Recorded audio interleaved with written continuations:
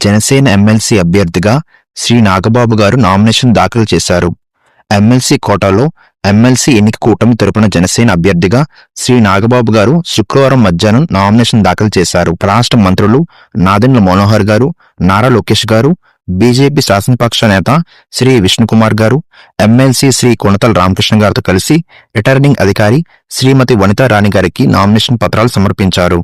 Nomination దాఖలు సందర్భంగా కూటమి ఎమ్మెల్యేలు శ్రీ నాగబాబు గారిని కలిసి శుభాకాంక్షలు తెలిపారు. వెలగపూడిలోని ఆంధ్రప్రదేశ్ సచివాలయంలో ముఖ్యమంత్రి శ్రీ నారా చంద్రబాబు నాయుడు గారి నేతృత్వంలో జరిగిన కేబినెట్ సమావేశంలో పాల్గొన్న ఉప ముఖ్యమంత్రి శ్రీ పవన్ కళ్యాణ్ గారు ఈ భేటీలో కీలక బిల్లు ప్రతిపాదనలపై చర్చించారు. పిఠాపురం వైసీపీ మాజీ ఎమ్మెల్యే శ్రీ పెండం దొరబాబు గారు జనసేన పార్టీలో చేరారు.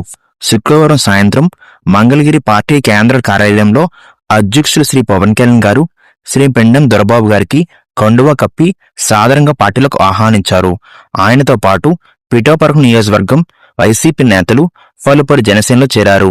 జిల్లా పరిషత్ chairman, Pithapuram municipality vice chairman, working committee chairman, rice millers association తదితరులు జనసేన పార్టీలో చేరారు. టాటా పవర్ అనుబంధ సంస్థ Tata power renewable energy limited రాష్ట్రంలోని పునరుత్పాదక ఇంధన ప్రాజెక్టుల అభివృద్ధికి సహకారం, కొత్త అవకాశాల అన్వేషణకు ఏపీ ప్రభుత్వంతో ఒక అవగాహన ఒప్పందం ఎంఓఏ కుదుర్చుకుంది. రాష్ట్ర విద్య, ఐటీ, ఎలక్ట్రానిక్స్ శాఖల మంత్రి నారా లోకేష్ సమక్షంలో టాటా రెన్యూబుల్ ఎనర్జీ ఏపీ ప్రభుత్వం ప్రతినిధులు ఎంఓఏపై సంతకాలు చేశారు. ఈ ఒప్పందం ద్వారా సుమారు 49,000 కోట్ల రూపాయలు మేర పెట్టుబడులు వస్తాయి.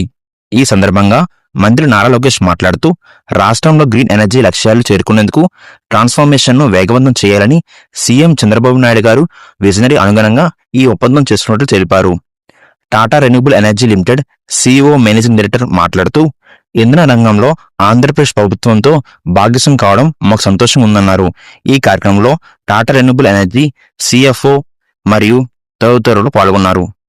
విజయవాడలోని మహిళా పారిశ్రామికవేత్తల సమావేశంలో పాల్గొన్న ముఖ్యమంత్రి చంద్రబాబు గారు మాట్లాడుతూ ఎంతో మంది మహిళలు పారిశ్రామికవేత్తలుగా ఎదగడం సంతోషంగా ఉంది.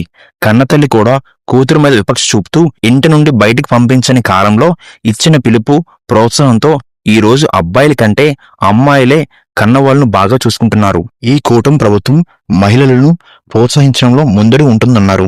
ఇండియా ఎయిర్ క్రాఫ్ట్ లీజింగ్ మరియు ఫైనాన్సింగ్ సమ్మిట్ ను గుజరాత్లోని గిఫ్ట్ సిటీలో ముఖ్యమంత్రి శ్రీ భూపేంద్ర గారితో కలిసి కేంద్ర విమానయాన శాఖ మంత్రి కింజరాపు రామ్మోహన్ రెడ్డి గారు ప్రారంభించారు.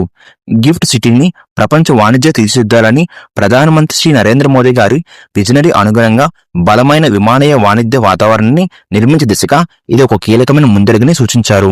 ఎయిర్ క్రాఫ్ట్ లీజింగ్ మరియు ఫైనాన్సింగ్ లోని దేశంలో స్వయం సమృద్ధి సాధించే దిశగా ఒక పెద్ద అడుగు వేస్తున్నామన్నారు.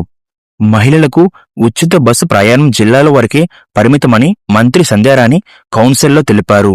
ఉచిత బస్సు పథకం కోసం మహిళలు ఎదురుచూస్తున్నారని వైసీపీ సభ్యుడు పివి సూర్యనారాయణరాజు అన్నారు. దీనిపై మంత్రి స్పందిస్తూ ఏ జిల్లాలోని మహిళకు ఆ జిల్లాలోనే ఆర్టీసీ ఉచిత ప్రయాణాన్ని అనుమతించాలని నిర్ణయించామన్నారు.